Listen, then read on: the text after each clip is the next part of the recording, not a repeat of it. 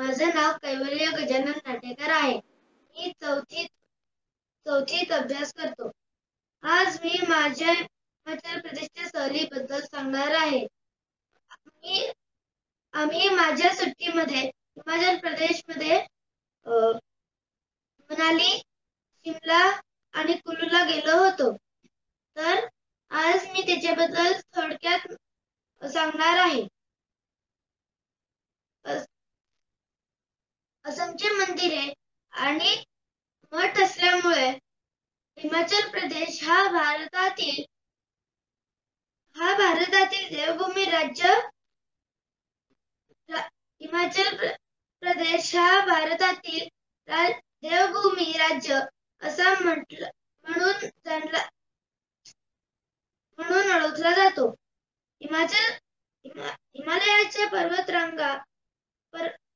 हिमालयाच्या पर्वत बर्फाच्छादित रांगा असल्यामुळे तेथील नैसर्गिक आणि पाईनची हिरवगार जंगले असल्यामुळे सौंदर्य फारच प्रभावित करते आणि जणू मनाला शांत करते.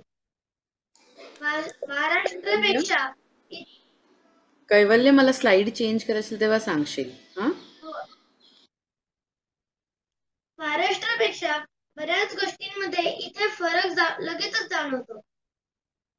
जसे की राहणीमान, खाद्य संस्कृती, वेशभूमी, भाषा इत्यादी. हे राज्य पारंपरिक हस्तकलेसाठी ओळखले जाते, ज्यामध्ये वेगवेगळ्या प्रकारच्या लोकरीपासून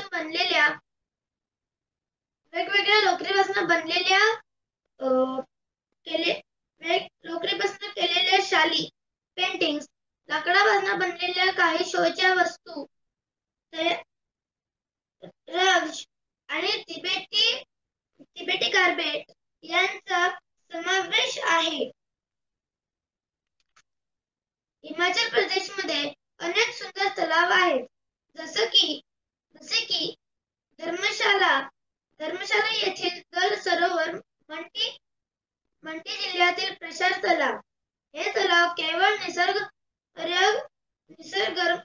निसर्गरम्य नसून त्यांना सांस्कृतिक आणि धार्मिक महत्त्वही आहे. पहाडी भाग जास्त असल्यामुळे इथे घरांची रचना खूप वेगळी आहे. इथे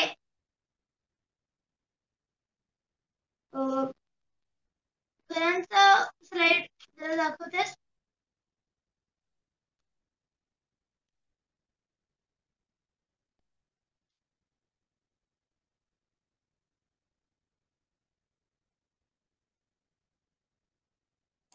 कुठली स्लाइड बेटा?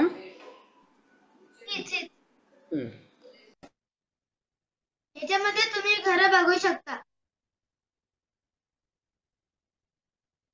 पहाडी भाग जास्त असल्यामुळे इथे घरांची रचना खूप वेगळी आहे. इथे मुख्यतः पहाडी आणि हिंदी भाषा बोलल्या जातात. तेथील लोक आपली संस्कृती टिकवून ठेवणे याला खूप महत्त्व देतात. आम्ही शिमल्याला एक चर्च आहे. आम्ही तिकडे ते बघायला गेलो होतो. तिकडेच एक जवळ कुफरी नावाचं एक गाव आहे. तिकडे आम्ही गेलो होतो आणि तिकडे खूप सारे ॲडव्हेंचरस गेम्स होते, जसं की झिपलाईन, कपल झिपलाईन इत्यादी. हिडिंबा टेम्पलचं जरा दाखव. हेच तिकडे मेंढी आणि रेड्याचे कवटी आहेत. तिकडे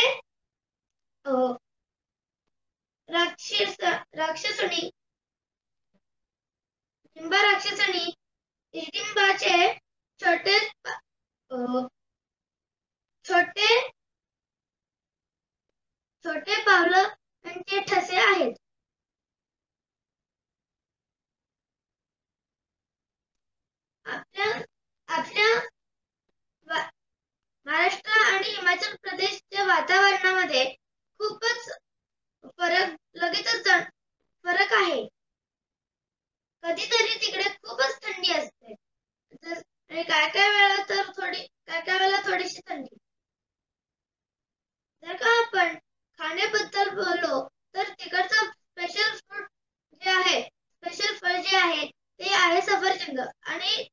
भाज्यांमध्ये आहे जे आहेत ते आहेत राजमा आणि मसूर.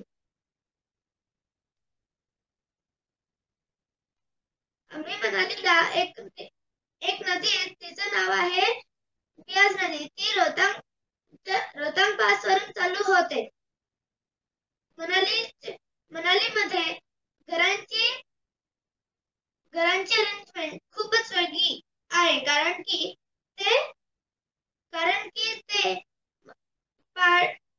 पर्वतांवरती आहेत आणि ते खूप सुंदर दिसतात आणि ते असं वाटतं की ते एकमेकांवरती बांधलेले आहेत. बियास नदी रोहतांग वरून चालू होते आणि तिचं पाणी खूपच थंड असतं, ज्याच्यामध्ये आपण 1 मिनिट सुद्धा उभं राहू नाही शकत. बियास नदीचं पाणी निळं असून खूपच स्वच्छ आहे. जरा ते मला याचं दाखव. हेच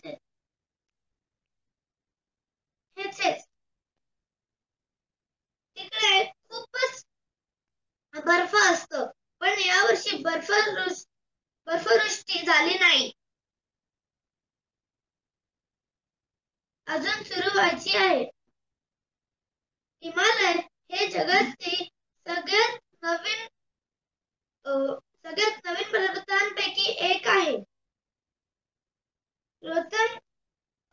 रोहतांगचं जरा दाखवते. रोहतांग पासला जाण्यासाठी डोंगरी घाट रस्ता चढून जावं लागते. तसेच जाताना अटल टनल लागतो.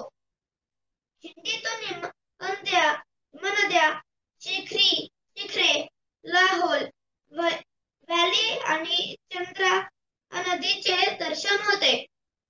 ही खिंड चिनाब नदी आणि बियास नदीच्या पाण्याच्या नदीच्या खोऱ्यांमधील पाणलोटावर आहे. बियास नदीचा इथून उगम होतो आणि इथे पवित्र मंदिर चालू होते. अशी आमची ट्रिप झाली. काही फोटोज आहेत तेवढे दाखवतेस.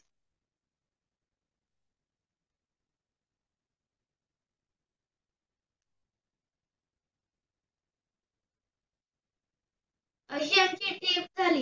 थँक्यू.